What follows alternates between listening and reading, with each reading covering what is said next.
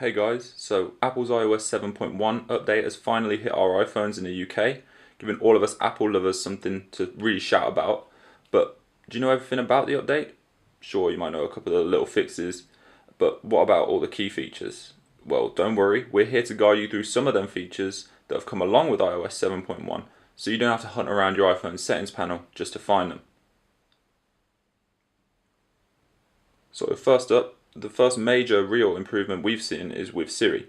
Now, as much as we all love Siri, it can sometimes decide to butt in when we're halfway through a question, gets in the way, and it's just plain rude if you ask us. But Apple have sorted this little problem out.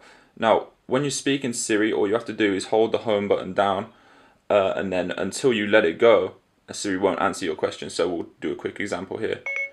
Siri, what's the time? It's 15:18. So straight away comes up with the answer when I release the home button, and you will notice that the voice has changed as well. All the accents Siri produces have seen an upgrade, with our very own English seeing a major improvement, now sounding more realistic and fluid. Now to alter this, all you have to do is go to the settings, head to general, which is just here, go to Siri, and then go to language. Now as you can see, you can select from a vast range here. Obviously we've gone with the English United Kingdom. And you can also select the gender as well, so you could go male or female.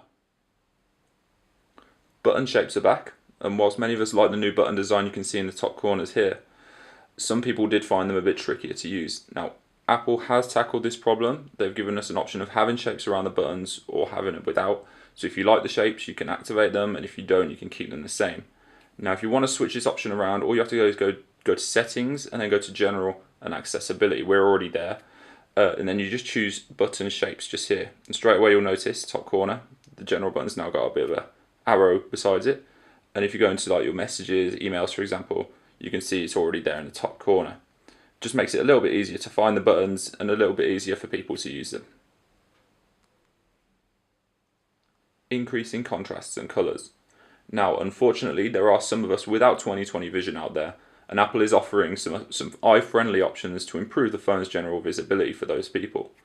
Now what you can do is you can reduce transparency behind our folders, notification center and such, darken colours which are displayed on the screen, and reduce the bright whites which come up on the screen to help vision.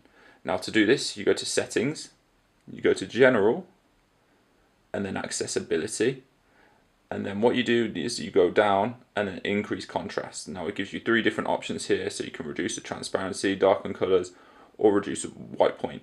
As you can see straight away it dims the screen if you do this one. If we opt to darken colours, you'll see on the home screen it's a little bit darker, a little bit easier to see. And then if we reduce the transparency, I'll go into a folder for example. Let me just get across, and straight away you can see it's not transparent. It's a little bit easier to see.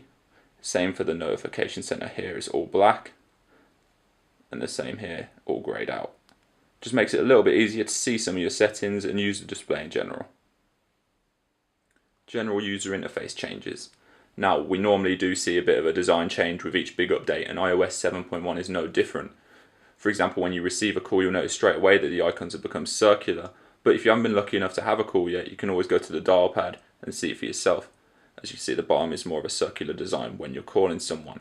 Now if you want to utilise this in a different way, you can hold down the lock button at the top as if you were going to power off, and straight away you can see it's a more circular, more rounded design. It's just one of them little changes that Apple have come up with just to keep the design a bit fresh. Reducing motion.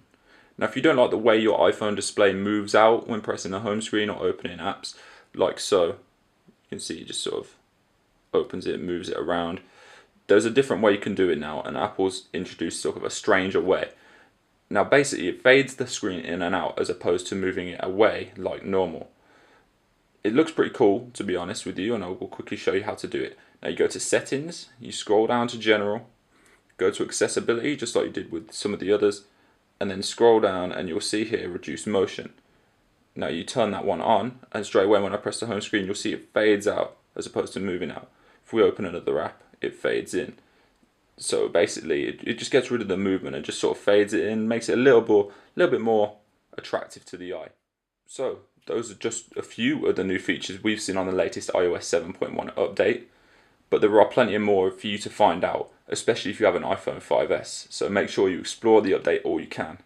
Some of the updates for the 5S do include the CarPlay and the Touch ID improvements, so make sure you check them out. Thanks for watching. Make sure you like and subscribe to the video if you enjoyed it. And of course you can find out more information on the latest iOS 7 update at www.mobilephones.com.